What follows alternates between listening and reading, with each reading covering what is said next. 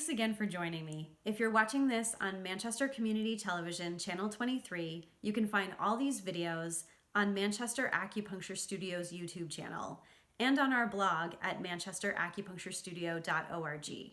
My husband Eric and I made all these videos right here in our home in Manchester. A more extensive collection of acupressure videos made by acupuncturists all over the US and Canada is available on Vimeo through the People's Organization of Community Acupuncture. You can find it at vimeo.com/PocaCoop. Be safe. We hope to see you again soon and in good health.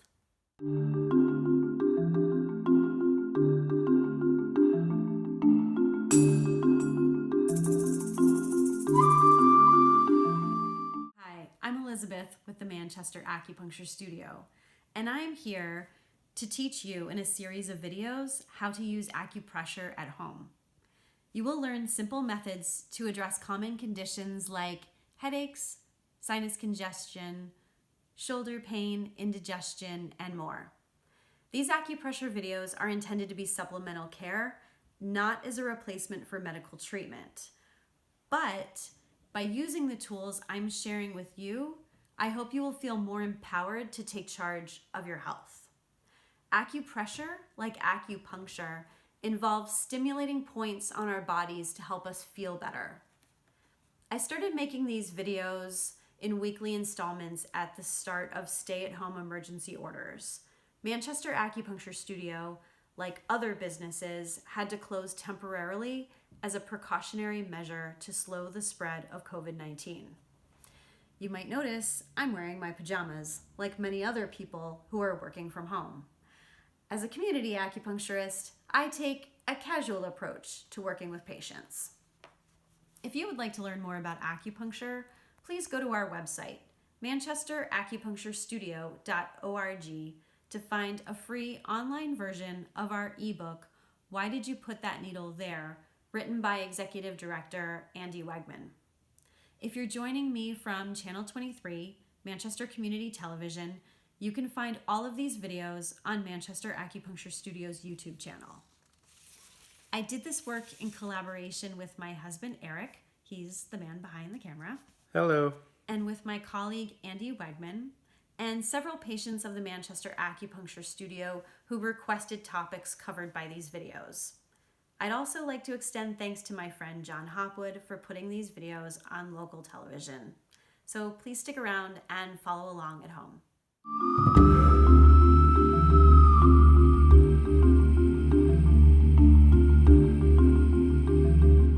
Hi everybody, I'm Elizabeth with the Manchester Acupuncture Studio, and today I'm going to talk to you about acupressure points for pain and for headaches. So there's different kinds of headaches and there's different kinds of pain. So we're going to talk about 2 points that are good for frontal headaches, but also good for any kind of generalized pain anywhere in the body. The first point is large intestine 4. This is located on the web of your hand between your thumb and index finger. And this point does a lot of different things, but frontal headaches are at the very top of the list. The large intestine channel starts on the index finger, it runs up the arm, and it ends on the face. So large intestine points, especially LI4, are good for frontal headache, sinus congestion, toothache, jaw pain, nosebleeds, anything having to do with the face, think LI4. But also, if you have any kind of discomfort anywhere in your body for any reason and you can't think of what to do, just go to LI4, press and rub 10 to 30 times, and that can really go a long way. Our second point is liver 3. And liver 3 is located on the web of your foot between your big toe and your second toe. And the liver channel runs from the big toe, up the inside of the leg, up the torso and chest, and then from there, a divergent pathway continues on from the chest, the neck and throat, the face, and ends at the top of the head.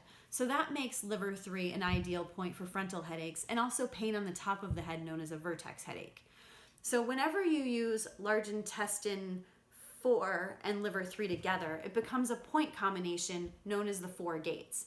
And this is commonly used for any kind of pain in the body, whether it be more internal, like a digestive discomfort and pain, or a musculoskeletal pain. And that's it. Give this a shot, see what you think. And again, we miss all of you. We hope to see you again and in good health.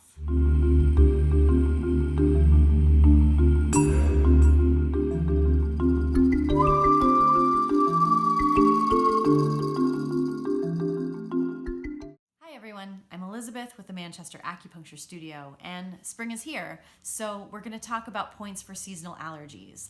We will be touching our face, so be sure to wash your hands for 20 seconds before and after doing this acupressure exercise. So let's get started. Our first point is bladder 2 on the innermost part of our eyebrows. You can just press and rub in circles.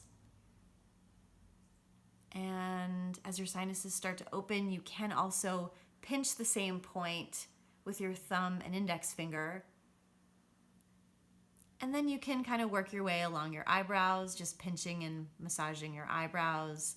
This will help ease some tension in your forehead. Great. Our next point is stomach 3. It's up along the cheekbone, directly below the center of the eye. And you'll just sink right on in there. And you can just press and rub the point. And as your sinuses start to open, you can massage along your cheekbone, moving outward towards your ear. And this will help not only open your sinuses, it'll help ease some tension in your face and your jaw.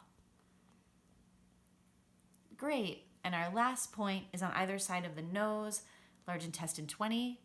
Just press and rub. And yeah, my sinuses are opening. This is good stuff.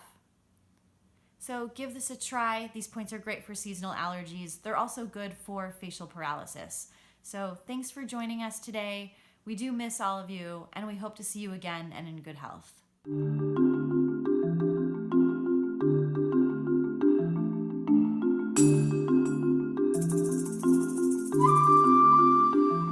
Hi everyone, I'm Elizabeth with the Manchester Acupuncture Studio, and today I'm following up on a special request to teach acupressure points that are good for shoulder and neck pain, which is great because I've got that right now.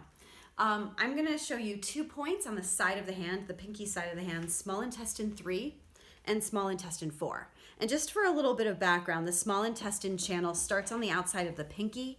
It runs up the side of the arm, up the back of the arm, and it zigzags across the shoulder. So points on the small intestine channel are ideal for pain on the shoulder blade. They're also good for pain on the nape of the neck and for any generalized back pain, low back pain. So I'm going to find small intestine 3. It's right next to the knuckle of your pinky, the 5th metacarpal. I'm going to press and rub this point.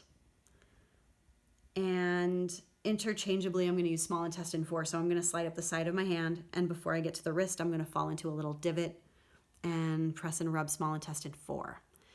And I'm going to do this interchangeably while I kick things up a notch. I want to activate points on my shoulder blade.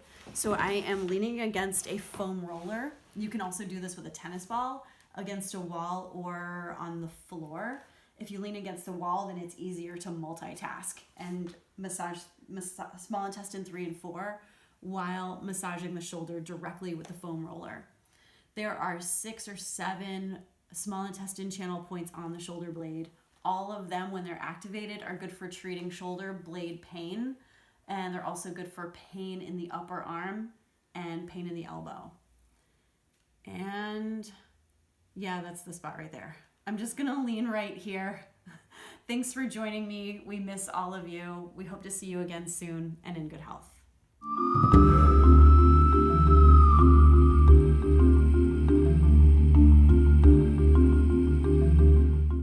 Hi everyone, I'm Elizabeth with the Manchester Acupuncture Studio.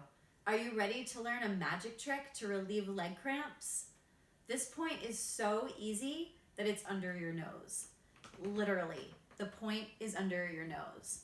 The next time you wake up in the middle of the night with a Charlie horse, or you exercise just a little too much, remember governing vessel 26, or the divot between your nose and your upper lip. You're just gonna press and rub this point and take deep breaths until the muscle cramp or the leg spasm goes away. And that's it. It should take about 30 seconds to a minute. I've been practicing this and teaching this tip to patients for years. I learned about it from my friend Christine Koveri-Weber, a shiatsu practitioner and yoga teacher. And thanks for joining me. Again, this is Elizabeth from the Manchester Acupuncture Studio, reporting from home. We miss all of you, and we hope to see you again and in good health.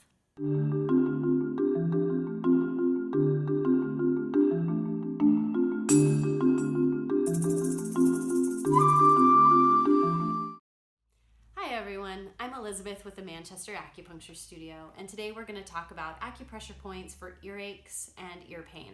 I'm following up on a request from a patient who was experiencing a headache behind the ear, and these points will work as well.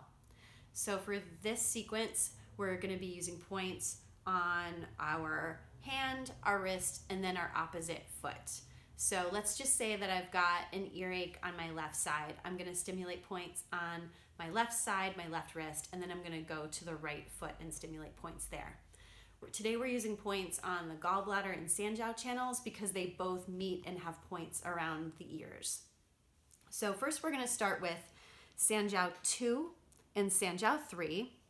So both of these points are right by the knuckles. We're in the space between the knuckles of the pinky and the ring finger, and we're going to massage and press these points maybe 20 to 30 times. Take your time, spend some time here.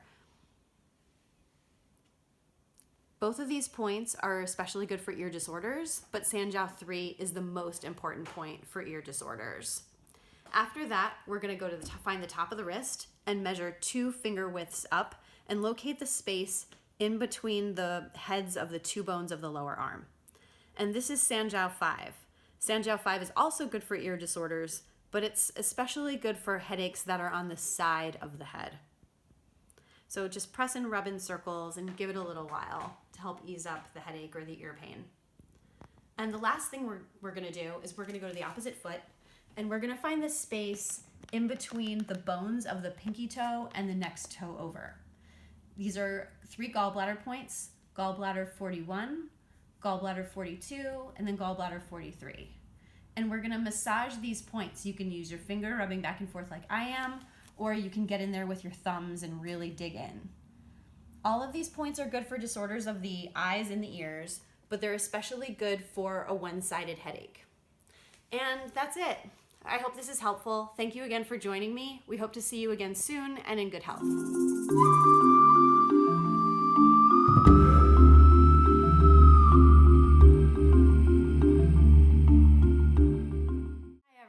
I'm Elizabeth with the Manchester Acupuncture Studio, and today we're going to talk about acupressure points for digestive discomfort.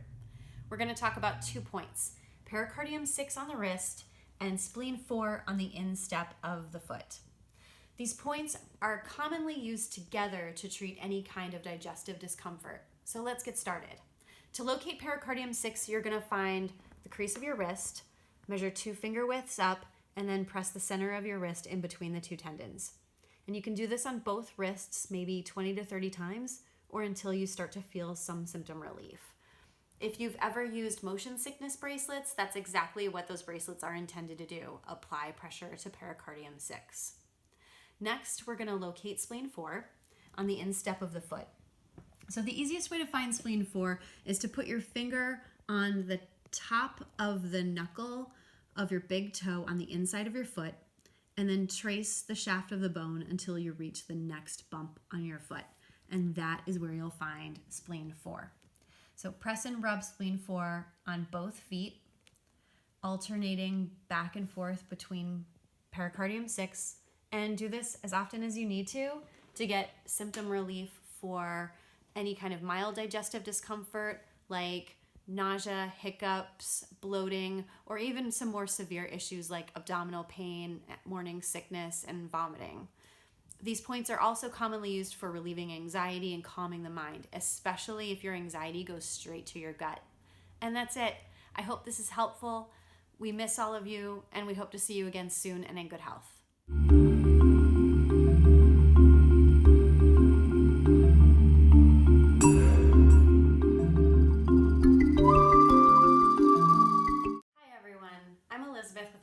Acupuncture Studio, and this is Sophia.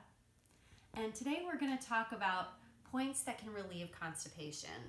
This is a request from a patient and a common reason why people seek out acupuncture. We're going to be using 3 groups of points: on the back of the wrist, near the elbow, and then below the knee on the lower leg. So let's get started. So first we're going to find the back of the wrist, and then we're going to measure 2 finger widths up from the back of the wrist in the center, and then a 3rd finger width just above that. This is Sanjiao 6 and Sanjiao 5. Sanjiao 6 is the most important point to treat constipation. And used with Sanjiao 5, both of these points together can help relieve stagnation in the large intestine. So you're going to press and rub and massage points on both the left and the right wrist. Give it a few minutes for each side before we move on to the next group of points. The next group is near the elbow and just below. So locate your elbow and then sink your thumb into the fleshy area in the crease when you bend your arm. This is large intestine 11. You're going to massage large intestine 11 and then massage down the channel about what would be the width of your palm, and then back up again. You can do this several times.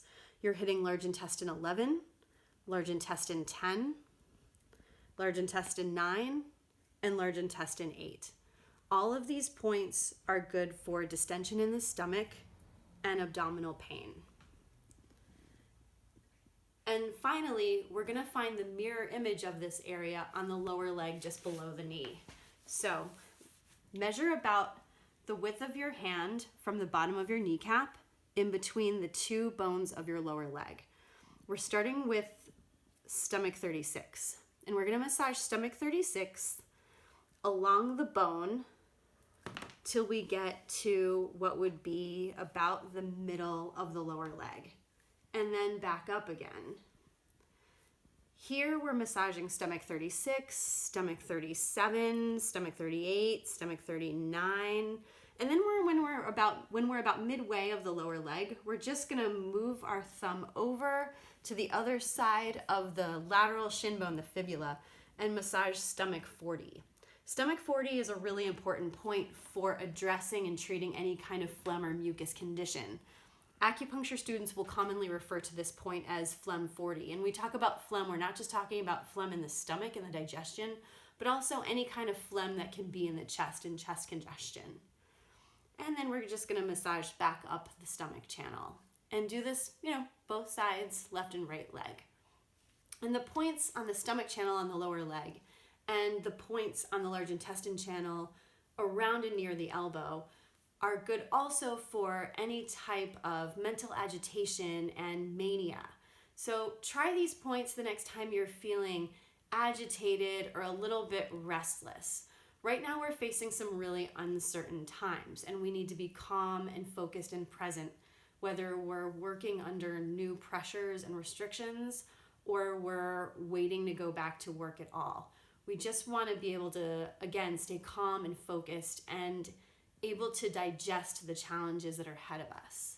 And that's it. Thanks for joining me. I hope to see all of you again soon and in good health.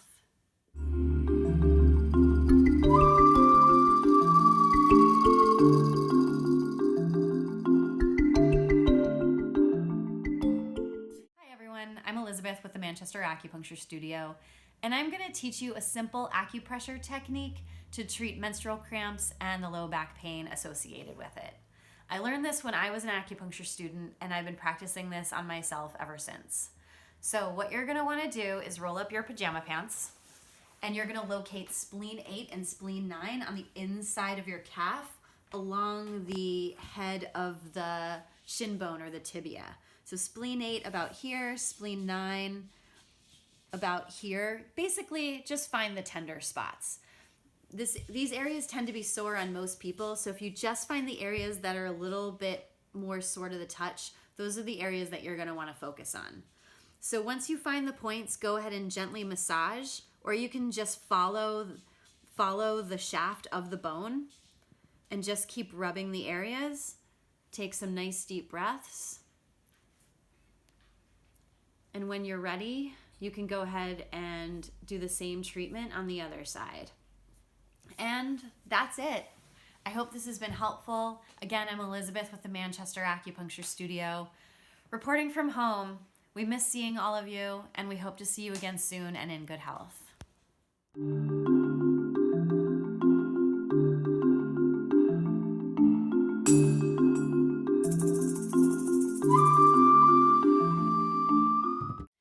Hey everyone, this is Elizabeth from the Manchester Acupuncture Studio, and I'm going to talk to you today about how you can use a hairdryer to give yourself a nice, warm, therapeutic acupressure technique at home.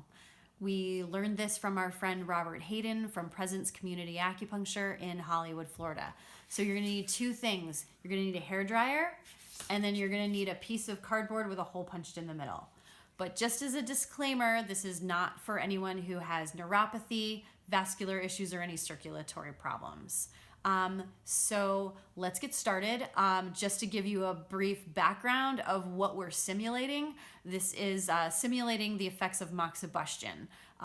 We don't use moxibustion in the group community clinic, but we do send patients home periodically with moxa sticks. They're like herbal cigars. You light them and hold them above particular acupressure points or areas of the body to warm the area and to provide some nourishment and some tonification.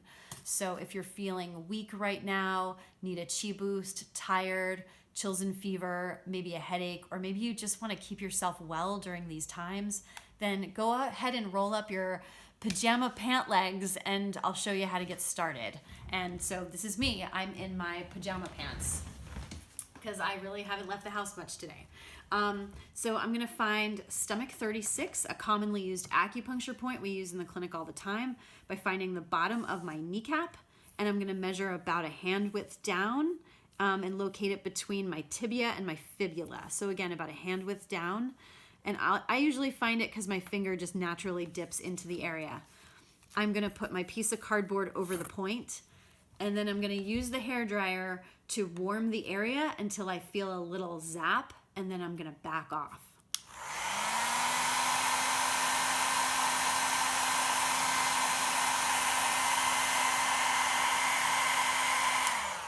And I'm gonna give it about a good 20-30 seconds before I reapply 2 more times.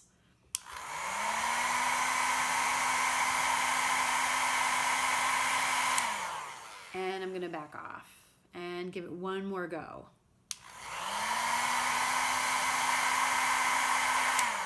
And then I can repeat on the other side. But while I'm here, I'm gonna kick in a bonus point. I really like stomach 40, which is located in the middle of the lower leg. I can't really tell if I'm exactly there, but I think I'm there, but it's hard for me to measure on myself. But I really like stomach 40. It's good for phlegmy coughs, phlegm congestion, phlegm in the chest. Also a nice point for anxiety. I find it really relaxing, so I'm also gonna target that area too.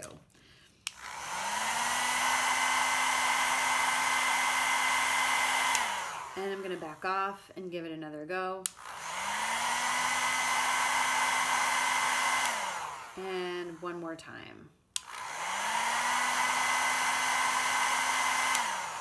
And that is the treatment. And I can go ahead and I can do this on the other leg. So give this a shot if you can. See what you think. Let us know. I also included in the article a link to a really interesting story from China. There are doctors in hospitals in the Wuhan province using acupuncture, moxibustion, and Chinese herbs to treat patients who have been diagnosed with COVID-19 as well as their families. So it's really great to see traditional therapies well integrated into Western therapies during this pandemic. I hope you are safe and well in your homes.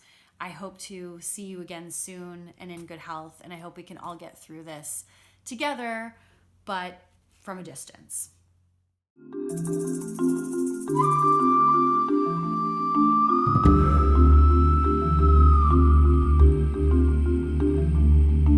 Hi everyone, I'm Elizabeth with the Manchester Acupuncture Studio, and I'm going to teach you a simple recipe, kudzu and cinnamon tea. This is something that I learned when I was in acupuncture school from my teacher, Dr. Lillian Papin.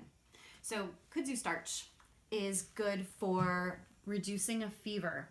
It balances blood sugar, It eases neck and shoulder tension and headaches, and studies show that it can reduce cravings for alcohol consumption. We've got cinnamon, because cinnamon prevents the onset of a cold.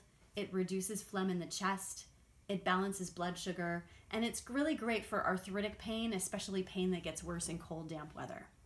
So what we're going to need for this recipe is a tablespoon of the kudzu powder, starch dissolved in water, and we're going to need a few dashes of cinnamon powder, and we're going to add that to a cup of apple juice.